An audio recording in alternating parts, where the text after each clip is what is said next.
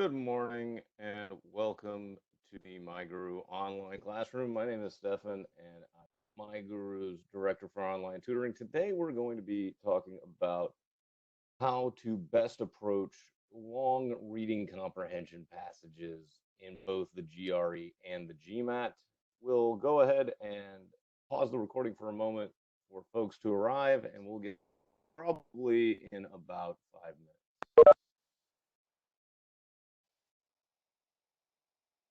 Now that we're 5 minutes past the half hour or hour, depending on where you are in the world here today, we'll go ahead and dive right into the overview of these long reading comprehension passages. So I have a sample reading comprehension passage here just from a diagnostic exam that ETS, who put forth the GRE, produce and provide for folks who are preparing to take the GRE. And very similar in type to what you would see on the GMAT as well. And the only difference that is really important to note is that on the GRE, they tell you how many questions are tied to the passage. So this information is GRE only, because on the GMAT, you can't actually see how many questions are tied to an individual passage because you have to do the questions in order. And you can also submit any questions you may have using the chat box that you should each see. If you have any questions that you'd like to ask audibly, you can do that as well. But if it gets a little overly busy, I may end up muting folks manually on my end if necessary. So looking at a passage such as this, we're just going to assume that there's probably 3 or 4 questions, whether it's the GRE or the GMAT. As you can see for this passage, it actually says there are 3 questions, literally. So with a passage such as this, about 25 to 30 lines of text, it's one rather thick, dense passage of relatively, I'd say, uninteresting content about the study of law in early modern England. So over here to the left, we're just going to talk through what our process is overall for the reading comprehension passage. So read our long reading process. So for the purposes of today, we're going to assume that we're going to read the whole passage up front. Now, there's not necessarily an absolute rule that you always have to read it up front, but if you have time, it's probably best to do so because that will allow you to better understand the passage overall. So step 1 is going to be to up front read the passage, taking a passage map of notes as you go to summarize the information for yourself. Now, when you're doing a passage map of notes, what you want to do is read approximately a paragraph, so approximately 10 lines or a paragraph of text, stop, and then think about the main actor and action of the excerpt to provide your own summary of the information in probably under 15 words. So if we were to look over here, and we'll have a sample passage map, and I'm going to take a little bit of liberties here. Since we're in the era of the at-home GRE, I'm going to allow myself to type this, and you would be able to type the notes. It's actually one of the benefits of doing the GRE at home or the GMAT at home is you'll have a text box to use. So this will be just our, we'll call it the Maitland sample passage map. So if we read just that, somebody's got a bit of echo here, so I'm just going to mute everyone just to avoid that.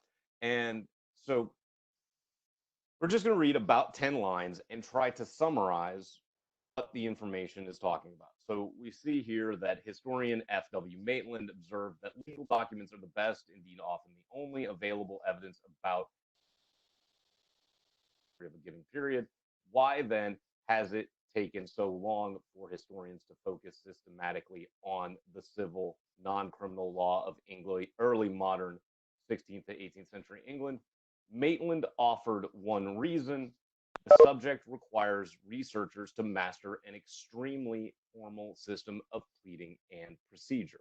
So in the chat box, let me just ask, who or what is the main actor or action of those first three sentences I just read? You can answer in the chat box.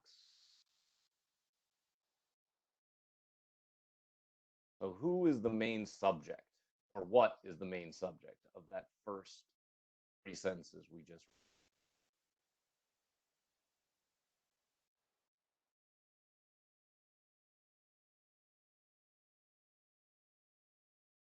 I know it's not the most interesting stuff, but I already kind of have him in my sample passage map title as well. It's Maitland. Yeah, Maitland's the person who's doing the thing, right? So it's definitely Maitland. And so then we've got to think about what Maitland did. So we see here that Maitland is docs best for history study, basically. But complexity stopped study of one specific thing. What is the one specific thing that Maitland, so what did Maitland say the complexity of stopped the study of?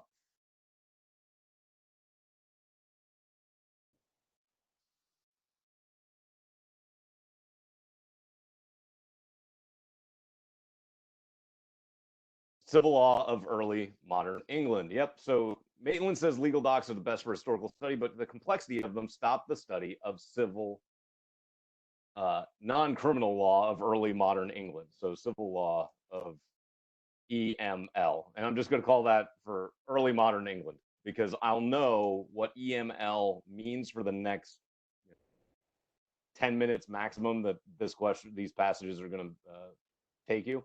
So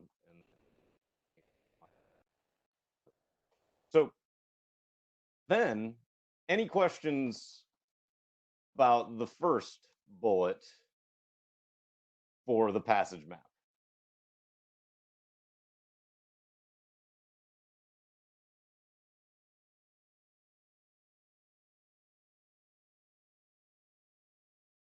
So then let's back over the other side here of the whiteboard, and we're going to talk about what we do as we continue the passage map. So you want to maintain the main actor or action, the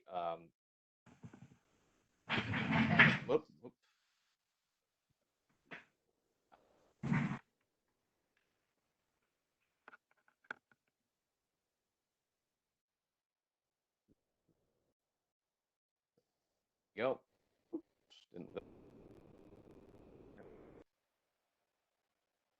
Then you want to maintain the main actor action of the passage from bullets to bullets to create an overall narrative for your passage map. So we're going to, again, go back over the and we'll read another, about 10 lines, probably, and see if we can't summarize those as well.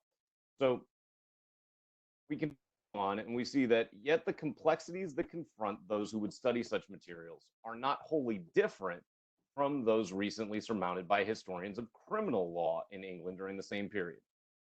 Another possible explanation for historians' neglect of the subject is their widespread assumption that most people in early modern had little contact with civil law.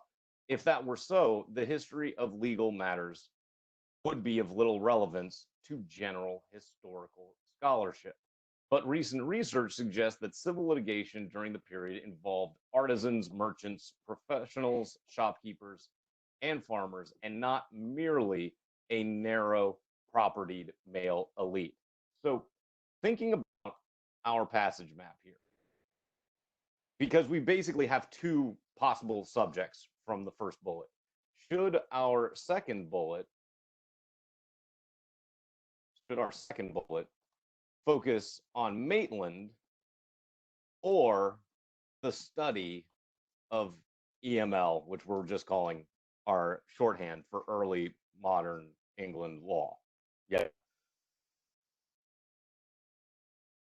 And because we're clearly talking about that as we continue, so we can say the effect of that Maitland is wrong because EML complexities are the same as the criminal law, which is studied. And it's not that EML has little relevance either, because of all of those people that the author is talking about, right? He introduces all of these different folks that that interact with the various, or who are the various people who interact with the civil law. So, any questions about the second bullet here?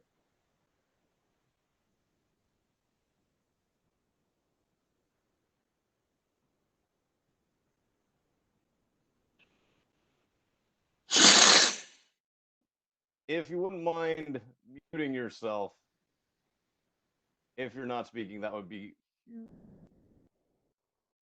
now, and I'll continue to do so as necessary.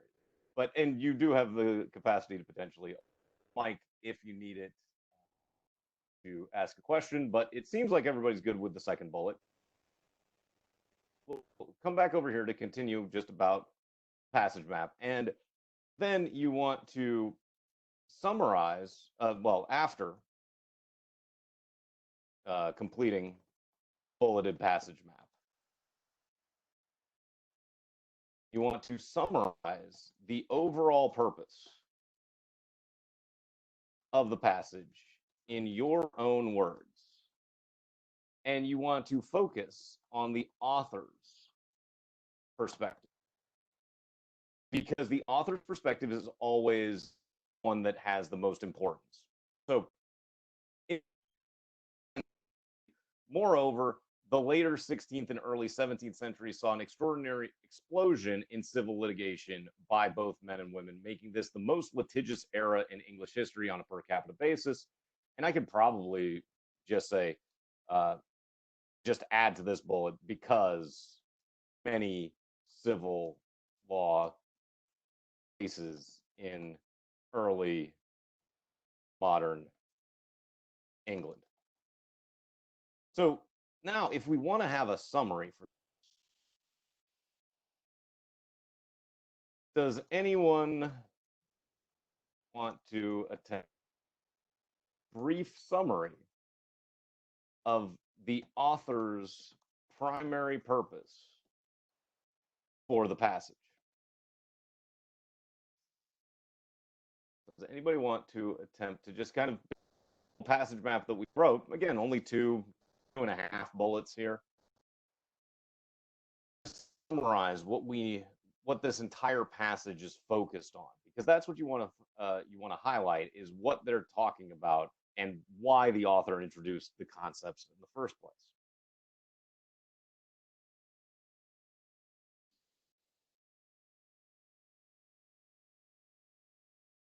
Critiques a point of view, and this is, it's not a bad prediction, but be a bit more specific. So you don't have to write your predictions in the way that the test itself is going to have bad answer choices that are potentially correct. Just say the names, right? So what we're going to do is Maitland, use the name, right, is wrong about the reason EML civil law isn't not covered, but isn't studied, right? And really, it should be more studied. Because that's kind of the author's perspective, right? Early modern England law, this criminal law gets covered, we know that, but the civil doesn't, and there's not nearly as much emphasis placed on it that probably should be. So, any questions about the passage map or the passage overall before moving to the questions?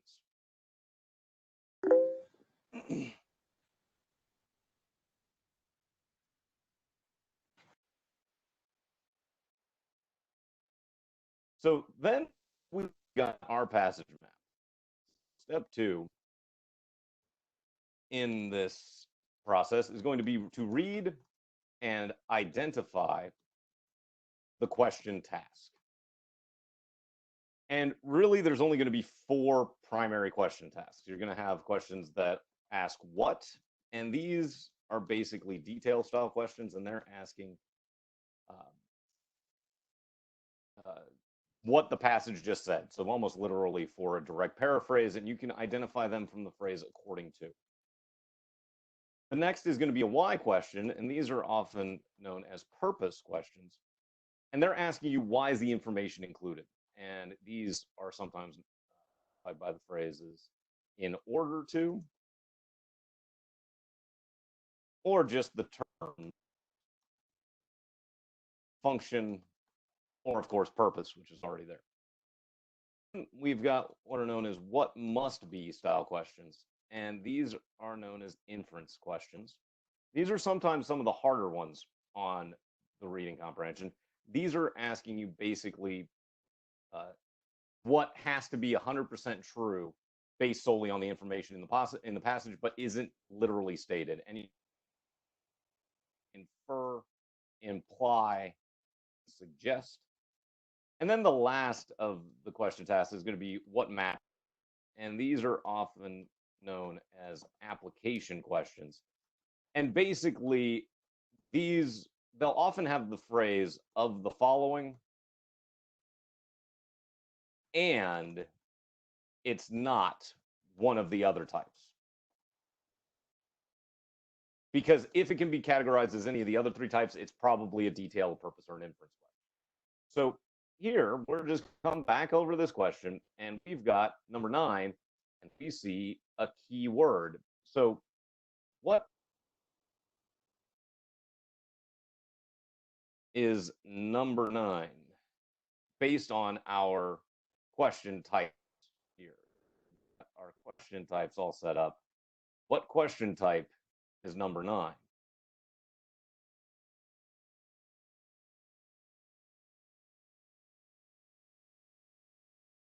Well, do we see nothing of the following? I got what matches as of the following.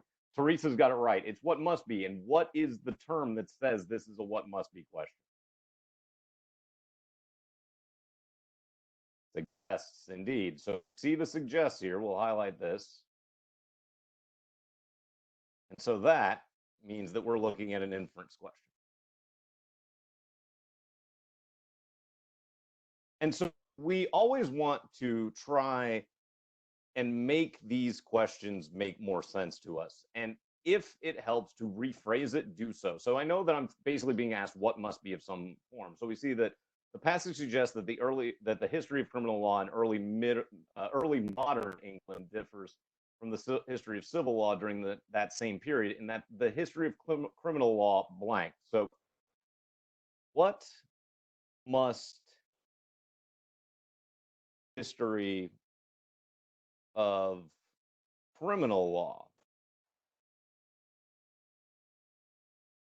be versus civil law?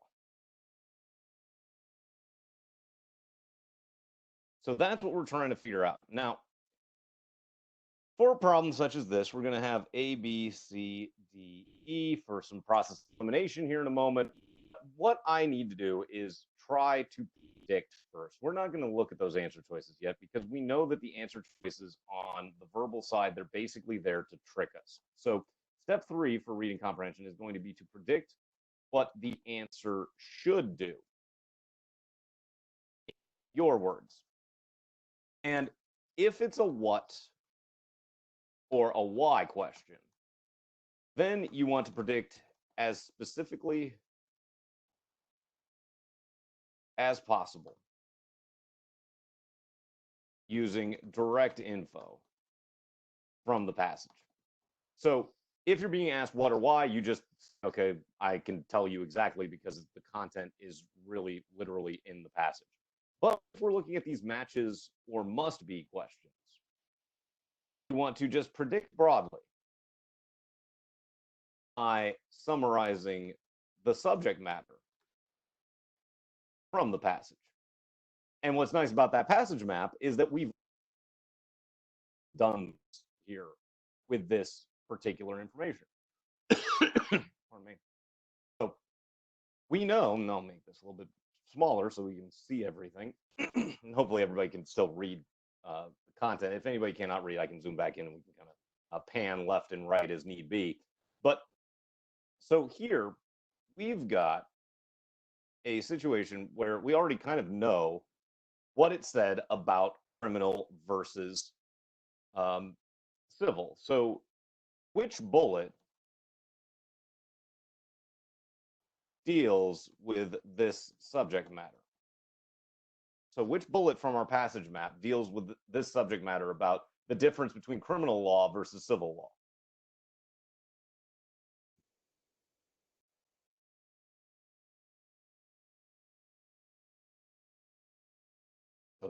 Yeah, it's the second, right? And now we know exactly where to go look for this information, and it's just basically summarized already in our passage map. So we don't really need to have to do anything more. Now, do we know for certain for choice A that that criminal law is of more interest to historians and their readers? So is choice A 100% something that must be?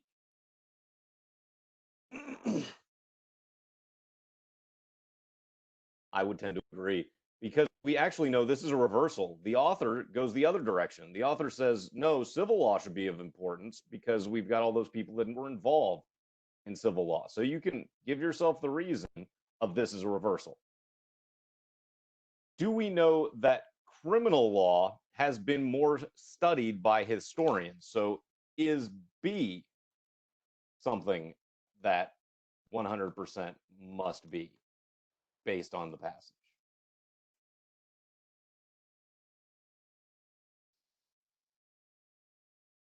Maybe. I'll buy that.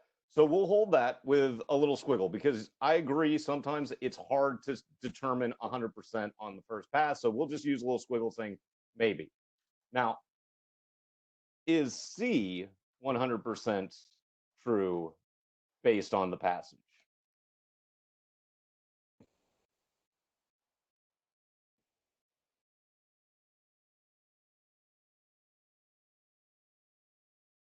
No, again, this is backwards, right? C is 100% backwards. How about D? Is D 100% true?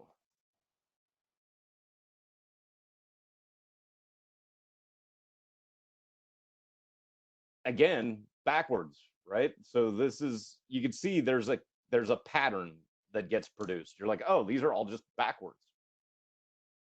And what about E? Is E 100% true based on the passage?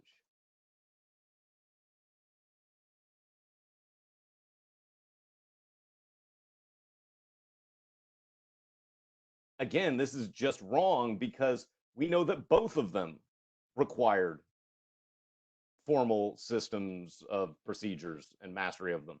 So all the others are backwards.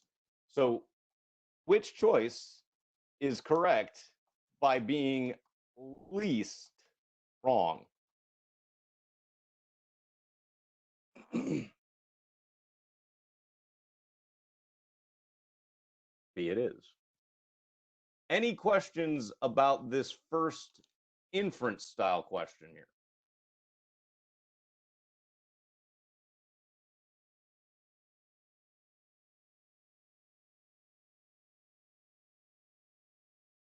So then what we're going to do is let's just go kind of figure out our process. So we did the prediction, and it was basically from our passage map directly. So then step 4 is going to be to process of eliminate against the prediction. Now, you must read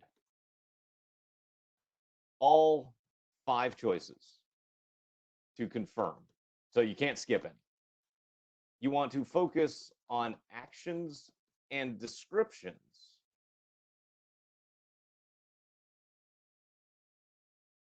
eliminate, and for definitive reasons. And you can also note extremes and reversals in particular, because these, you're like, they're backwards. It's 100% backwards. There's no doubt about it. And that's a great reason to eliminate. And if you're down to 2, focus, or you want to default to selecting the option with fewer direct vocabulary terms from the passage and a less absolute claim about the passage. In short, you want to go bland. So that process, and we'll take a look at a couple more problems here momentarily just to finish out the passage with the other 2 questions. But any questions about the process?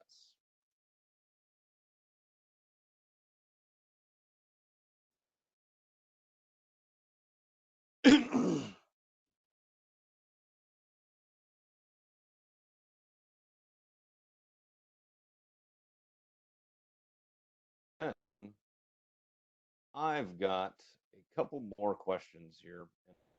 Simple passage map. Fit in these questions, and we'll take a look at these next.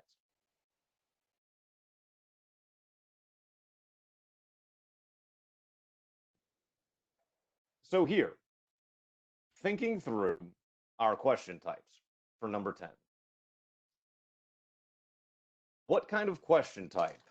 So is question 10 asking what, why, what must be, or what matches? So we got one what, but if we see the phrase in order to, what does in order to mean? Why? That is correct. So purpose, exactly. So what we do, and you have to be careful about this because they will certainly have what answers to why questions. It's always going to be the case. So we'll take a look at number 10 here first. Myself enough room for my process of elimination here. So we got number 10, and this is basically asking why mention the civil litigation occupations.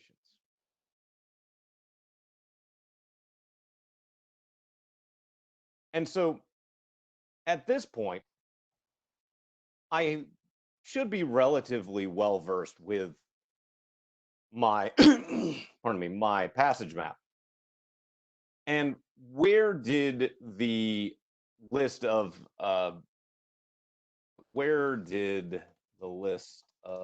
occupations lie in the passage? So like around what line do we get the list of occupations?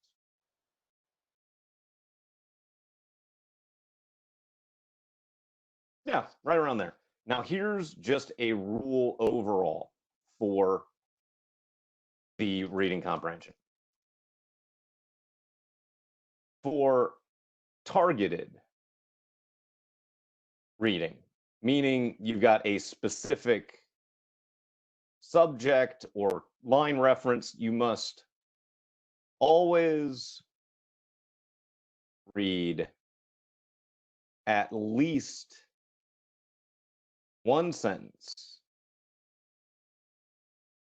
above and below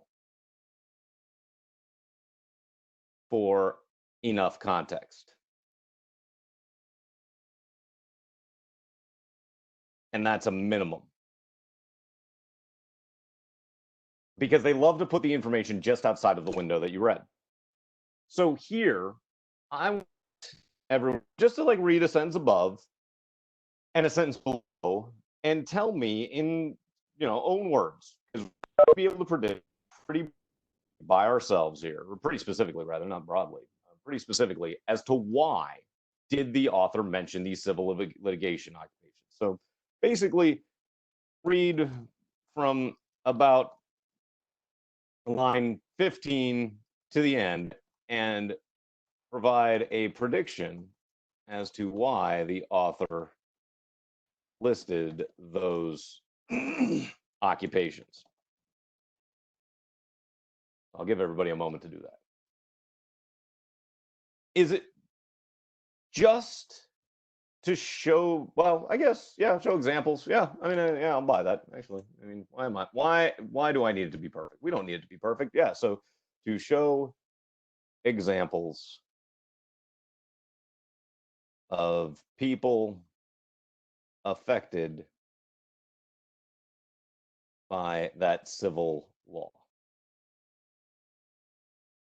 So now we just have to go through the answer choices, trying to match to that prediction. So does A match that prediction?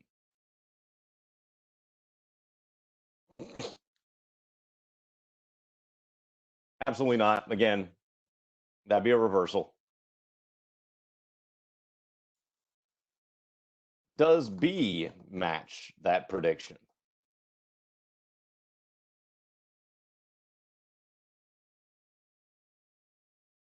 Support the theory that more people participated in the civil legal system than the criminal legal system. Yeah, so it's not about criminal legal system.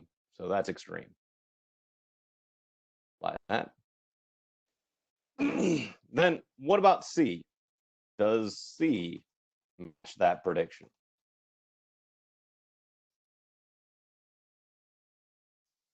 Yeah, we're not talking about the elite, right? And I could just highlight a specific phrase and say, yeah, I don't know anything about the elite. How about D? Does D match that? And if we think it does, and Amanda's got it so hard that we've got yes before it even comes out, as my question in the chat box, yeah, it works pretty well. And then are we saying that the data is incorrect? No, that would be extreme as well. Any questions about number 10 here?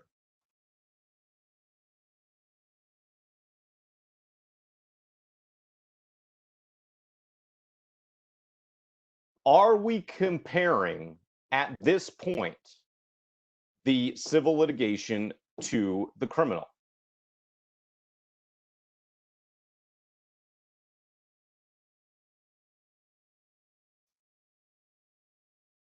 Exactly. And so extreme is a little bit of a broad catch-all term, but it's like I'm not doing that right here, right? And I could call it a bad comparison. There's a bunch of different ways that you can categorize it. It's just definitely not the right content at this point. And a big piece of advice, again, for just generic specific problems is don't select main idea answers for specific questions.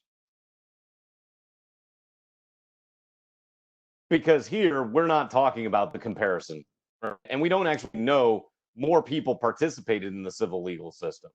We just know that each had a lot of people in it. So you can't make that decision, and that's probably the best way to articulate it as extreme. We don't know that it's actually more people. We just know that there were a lot in both.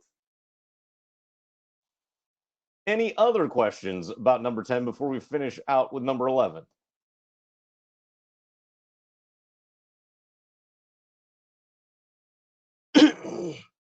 But good engagement, always like that. So then 11 here. So starting with what type of question is number 11?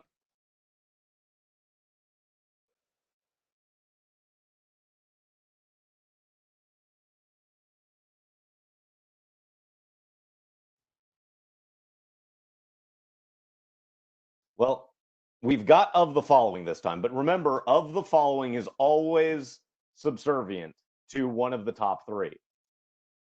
So again, what does this term indicate?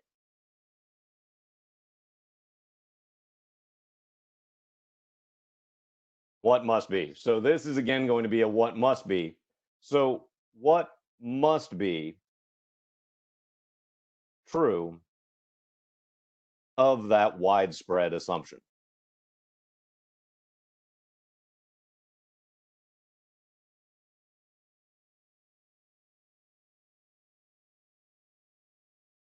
So I have A, B, C, D, E here.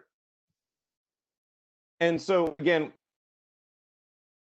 up a hair and take a look at that widespread assumption. So what do we know about the widespread assumption? So what does the passage say about the widespread assumption?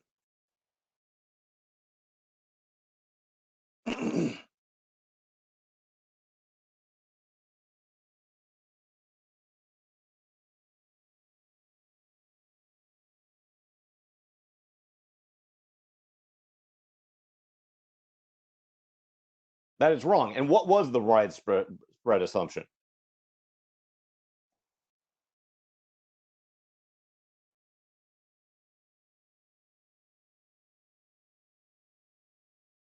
Not just that civil law was irrelevant. That's a bit too far.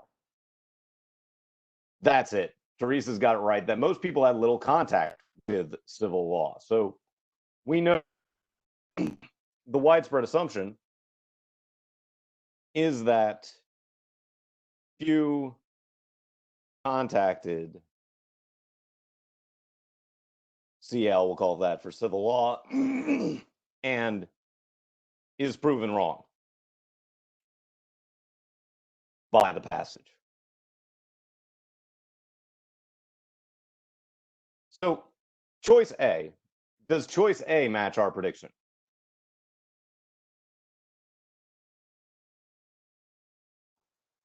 Yeah, I mean, that's like backwards, right? That we just said it's not true. So that's a reversal.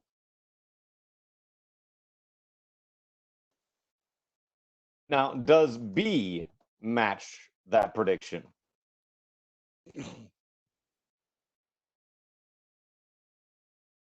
I like it again. We'll use the squiggle. Not loving it, but there's nothing that jumps out as being wrong. Does C match that prediction? Yeah. Do we have actual inaccurate data about this? This is like too specific and not mentioned.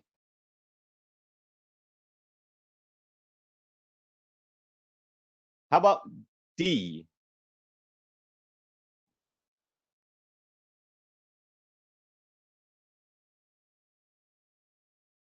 Yeah, it does not provide a plausible explanation for historians' failure to study the civil law. Did they fail?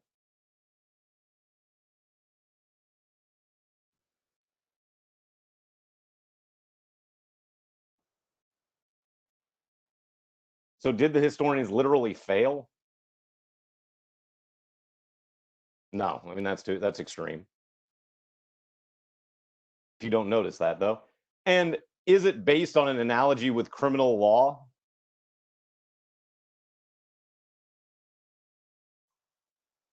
No, I'd agree. Not a match. I mean, that's just not a match.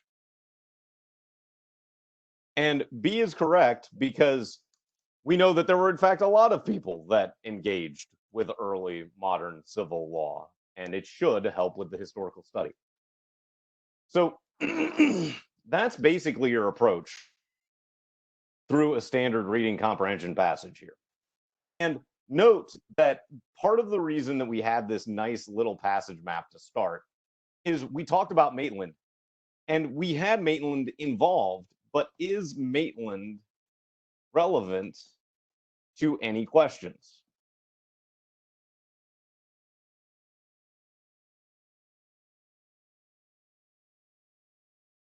Did any of our questions actually revolve around Maitland? No. Stop, write down your bullet after thinking it through rather than just taking notes as you go, because otherwise you may be spending more time focusing on Maitland and Maitland doesn't actually come up. So don't predict what's going to be important. Let the questions dictate it. But this approach will work for both the GRE and the GMAT. Again, the only real difference is that you get to know how many questions there are for the passage. The GMAT, generally, there are 3 or 4 questions as well. And now I'll just open it up. Any general reading comp or GRE/GMAT questions to kind of close out here today? Neither ask them. No. So do not read all the questions before reading the passage. Read only a thing. So the question from one of the folks in the chat is, do I advise reading the questions before reading the passage? The answer is no. Go work through them as you go. Pacing is obviously a concern always on both the GRE and the GMAT. So you just want to go through them as they are presented. And if you have any trouble with anything, you may decide to skip for time, eliminate, move more quickly. But no, you don't want to read them all and then go read the passage. There is potentially some benefit to reading the first question before reading the passage, because obviously there is. So today we only talked about long reading comprehension passage, that process. Assuming an upfront read, you can do a targeted read for the entire passage, but that's a different approach. But yeah, so generally do not skip through and read all of the questions before doing a passage. So what you want to do is look for reason to eliminate. So let's just say we're comparing B and D here. So let's say we'd gotten rid of A and C and E. If we're down to A, C, or B and D because we've gotten rid of A, C, and E, we want to focus on an action or a description. So rather than choosing a reason to select, we highlight failure and we go, okay, well, failure is definitely extreme, and that eliminates it rather than looking for a reason to select. If you weren't able to come up with a reason to select on the first try, it's probably going to be difficult to work through it the second try. And one thing you want to avoid is talking yourself into a choice. Instead, you want to find a reason to eliminate a choice, if down to 2. And you can also see that B is pretty bland, right? It's just should enrich the general historical scholarship. You're like, yeah, that's broadly talking about. And that's just a better kind of bland answer that the GRE and GMAT will generally prefer. Will I be doing a critical reasoning webinar? I've got to look at the schedule. I don't know what else is coming up. We have it all on the website.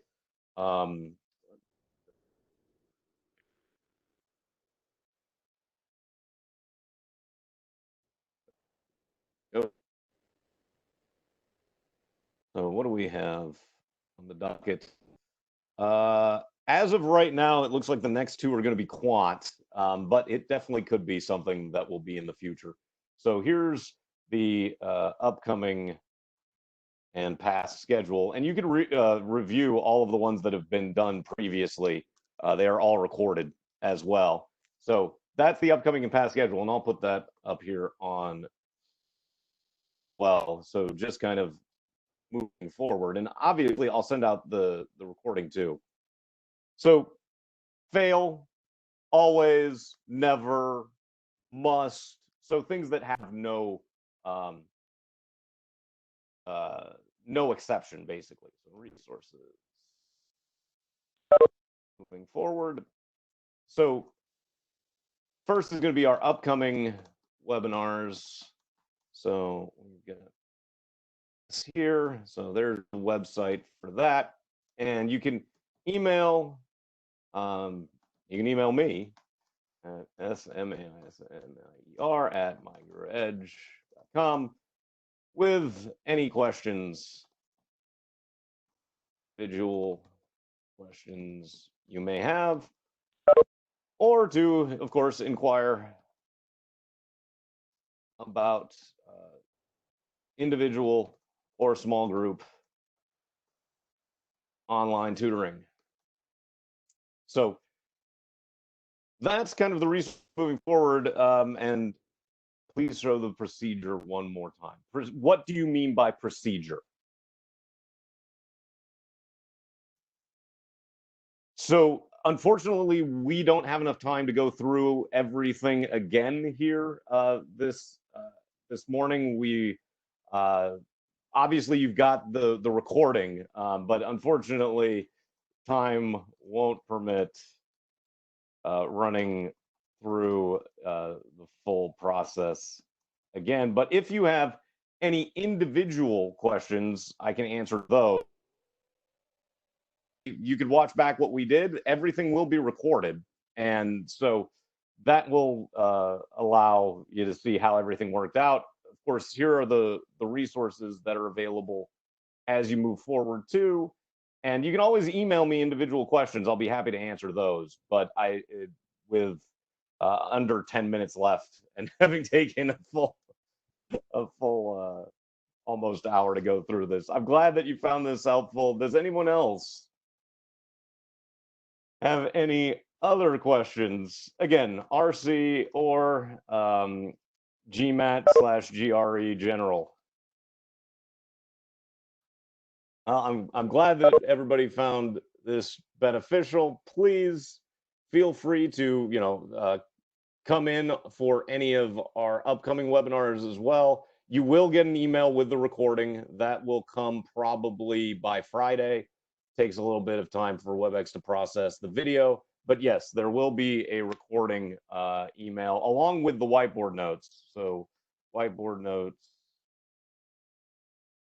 and recording email to be delivered by Friday.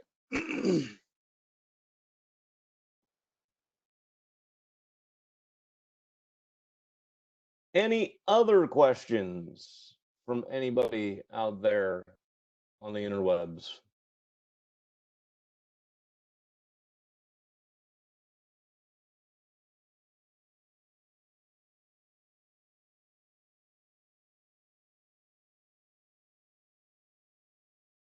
Well, if I'll hang out here for a couple of more minutes just in case anybody wants to ask anything. Otherwise, I'll go ahead and stop the recording now and wish everybody else a great rest of your Wednesday. Thanks for coming by.